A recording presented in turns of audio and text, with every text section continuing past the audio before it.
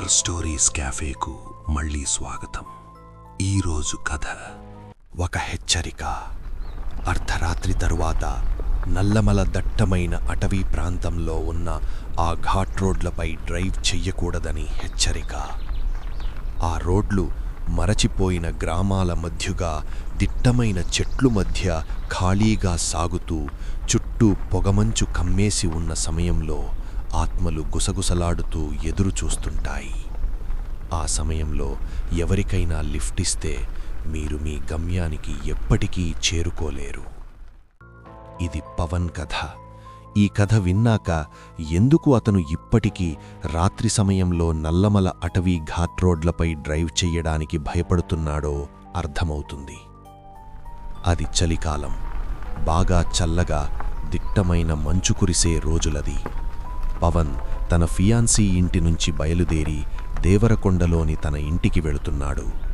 దాదాపు 250 కిలోమీటర్లు. అందులో ఒక 100 కిలోమీటర్లు ఘాట్ రోడ్లపై డ్రైవ్. నల్లమల కొండల అడుగున వంకర తిరుగుతూ సాగుతున్న రోడ్డు. డ్రైవింగ్ అంటే పవన్ చాలా ఇష్టం. ఎప్పటినుంచో అలాగే దట్టమైన అడవిలో చిమ్మ చీకటి మధ్యలో నల్లని తారు రోడ్డుపై తన కారు హెడ్లైట్స్ వేసుకుని ప్రశాంతంగా తన ప్రయాణం సాగిస్తుంటాడు. అది అతనికి చెప్పలేని ఆనందమిచ్చేది. కానీ ఆ రాత్రి అదే అతని ప్రాణం తీసే స్థితికి తీసుకెళ్ళింది. పవన్ తన దారి మధ్యలో ఒక ఖాళీ రోడ్డు పక్కనున్న ధాబాలో ఆగాడు. వెయిటర్ తన దగ్గరకు వచ్చి ఆర్డర్ తీసుకున్నాడు. 2 పరాఠాలు, ఎగ్ భుర్జీ, ఇంకా గొంతు కాలే అంత వేడిగా ఉండే ఒక కడక్ ఛాయ్ లాస్ట్లో ఇవ్వమన్నాడు. అది తనను దారి పొడుగునా మేలుకువగా ఉంచుతుంది. కొంతసేపు తర్వాత బిల్లు కట్టి మళ్లీ రోడ్డెక్కాడు. సట్టుతండా ఇంకా మన్ననూరు మధ్యలో ఉన్న రోడ్డు చేరేసరికి రాత్రి 1 గంట అయ్యింది. దారిలో పవన్ ఎదురుగా ఒక శ్మశాన వాటికను చూసి కొంచెం స్పీడు పెంచి ఫాస్ట్గా క్రాస్ చేద్దామనుకున్నాడు. కానీ అప్పుడే తను ఎదురుగా ఒక తెల్లటి దెయ్యం ఆకారంలో గమనించాడు. అది మెల్లగా దగ్గరవుతున్నప్పుడు అది ఒక మహిళ రూపంలో జుట్టు వెండి రంగులో విరబోసుకుని తెల్ల చీర కట్టుకుని రోడ్డు పక్కన నుంచుని ఉంది.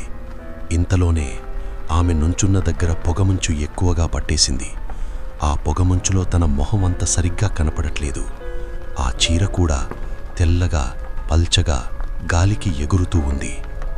ఆమె నెమ్మదిగా చెయ్యి లేపి లిఫ్ట్ అడుగుతోంది. పవన్కి ఏం చూస్తున్నాడో నమ్మశక్యంగా లేదు. కానీ ఈ సమయంలో ఇక్కడ ఎవరుంటారు అని సహాయం చేద్దాంలే అని మెల్లగా బ్రేక్ వేసి కారు ఆపాడు. హెడ్లైట్స్లో ఆమె బలహీనమైన శరీరం స్పష్టంగా కనిపించింది. ఆమె ఒక్క మాట కూడా మాట్లాడకుండా ప్యాసింజర్ డోర్ తెరిచి కూర్చుంది. కారు ఆమె బరువుతో తను కూర్చున్న వైపు కొంచెం వంగింది. పవన్ ఒకసారి ఆమె వైపు చూశాడు. ఒక వృద్ధురాల్లా కనిపించింది. ఆమె నుంచి ఒక తడి నేల వాసన వస్తుంది. పవన్ మళ్ళీ డ్రైవ్ స్టార్ట్ చేశాడు.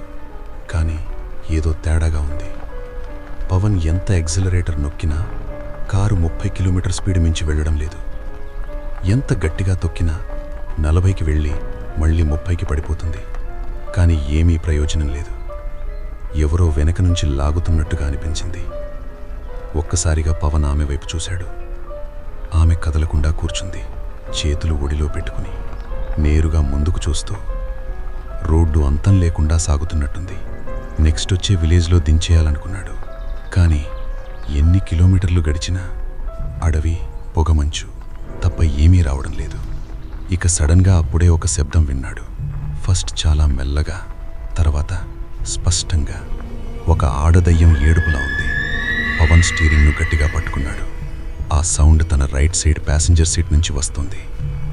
పవన్ మెల్లగా కళ్ళతో పక్కకి చూశాడు. అక్కడ ఆమె కదలడం లేదు. పెదాలు మూసి ఉన్నా కానీ ఏడుపు మాత్రం వస్తూనే ఉంది. పవన్కి వెన్నులోంచి వణుకు పుట్టింది. నెమ్మదిగా రియర్ వ్యూ మిర్రర్లో చూసిన దృశ్యం తన ఊపిరిని ఆపేసేంత పనైంది. మిర్రర్లో కనిపించిన మహిళ ముందు కూర్చున్న వృద్ధురాలు కాదు. ఆమె కళ్ళు పెద్దగా తెరిచి ఎర్రగా మండుతున్నాయి. ఆమె జుట్టు గాలిలో ఉగ్రంగా ఎగురుతోంది. చర్మం చీలిపోయి లోపల నుంచి నల్లటి రక్తం కారుతోంది. ఆమె పవన్ వైపు చూస్తూ, నిన్ను వదలనురా అని కేకలు వేస్తుంది. పవన్ చేతులు భయంతో వణుకుతూ స్టీరింగ్ను గట్టిగా పట్టుకున్నాడు. గుండెల్లోని వణుకు మొహంలో కనిపించకుండా మేనేజ్ చేస్తున్నాడు. ఆ ఏడుపు ఇప్పుడు భయంకరమైన అరుపుగా మారింది. పవన్కి ఒక విషయం స్పష్టంగా అర్థమవుతుంది. ఆ రోడ్డుపై ఆగితే అంతే, ఇక బతకడు. భయంతో గుండె గట్టిగా కొట్టుకుంటుండగానే ఫోన్ తీసుకొని ఒక ప్లేలిస్ట్ ఓపెన్ చేశాడు. ఒక హనుమాన్ చాలీసా భజన కారులో మ్రోగింది. వెంటనే ప్రభావం చూపింది. ఆ అరుపు ఆగిపోయి కోపంతో ఆమె శరీరం వింత ఆకారాల్లో వణికింది. అటూ ఇటూ కదిలినట్టుగా, ఇంకా పవన్ వైపు రాలేని ప్రయత్నం ఏదో ఆపుతున్నట్టుగా. పవన్ తనలో తను చెప్పుకున్నాడు, డ్రైవ్ చేయి, ఎక్కడ ఆగద్దు. అడవిలో రోడ్డు వంకరగా తిరుగుతూ చెట్లు ఎముకల చేటుల్లా కనిపిస్తున్నాయి.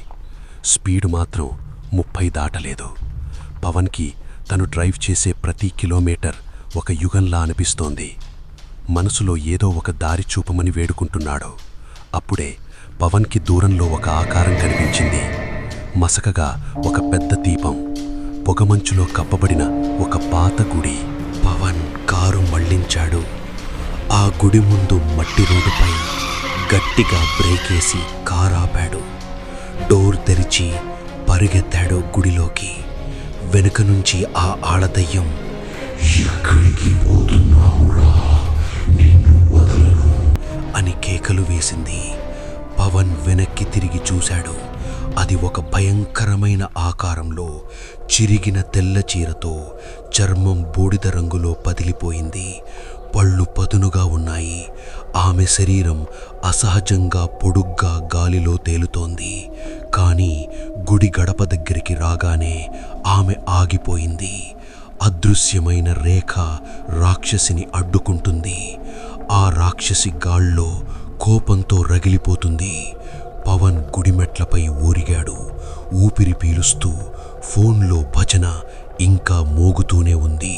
ఆ దయ్యం లాస్ట్లో గట్టిగా, నిన్ను వదలను, ఎప్పటికీ వదలను అని అరుస్తూ కేకలు వేసింది. తరువాత పొగమంచులో కలిసిపోయింది. ఇక నిశ్శబ్దం కమ్మేసింది. మరుసటి ఉదయం పవన్ తన స్నేహితులతో తిరిగి వచ్చాడు. తాను పిచ్చివాడిని కాలేదని నిరూపించుకోవడానికి. ఒక పెట్రోల్ బంక్ దగ్గర అడిగాడు. స్థానికులు విన్న వెంటనే భయపడ్డారు. ఒక్క తాత ఇలా అన్నాడు, నువ్వు అదృష్టవంతుడివి బాబూ. ఆమె గురించి అందరికీ తెలుసు. తెల్ల చీరలో ఉండే ఆ రాక్షసి తరాలుగా ఆ రోడ్డుపై తిరుగుతోంది. లిఫ్ట్ అడుగుతుంది. ఇచ్చిన వాళ్లంతా ఉదయానికి చనిపోయి కనిపిస్తారు. పవన్ మౌనంగా నిలబడ్డాడు. ముందున్న రోడ్డును చూశాడు. ఇంకా పొగమంచుతో కప్పబడి ఉంది. పవన్కి ఒక్క విషయం అర్థమైంది. తను బ్రతుకున్నది అదృష్టం మాత్రమే కాదు, ఆగకుండా డ్రైవ్ చెయ్యాలి అనే నిర్ణయం తీసుకోవడం, ఇంకా దేవుడు మీద నమ్మకం. ఇప్పటికీ పవన్ నల్లమల అడవిలో డ్రైవ్ చేస్తాడు.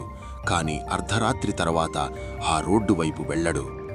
ఇకపై మీరెప్పుడైనా నల్లమల దట్టమైన అటవీ ప్రాంతంలో ఒంటరిగా డ్రైవ్ చేస్తూ పొగమంచులో ఒక తెల్లటి చీరలో మహిళ రూపంలో లిఫ్ట్ అడిగితే ఆపకుండా డ్రైవ్ చేస్తూనే ఉండండి. ఈ వీడియో మీకు నచ్చితే like, share and subscribe horror stories cafe. ఈ వీడియో మీకు నచ్చిందని ఆశిస్తున్నాను. మళ్ళీ వచ్చే వీడియోలో కలుద్దాం. ఇక సెలవు.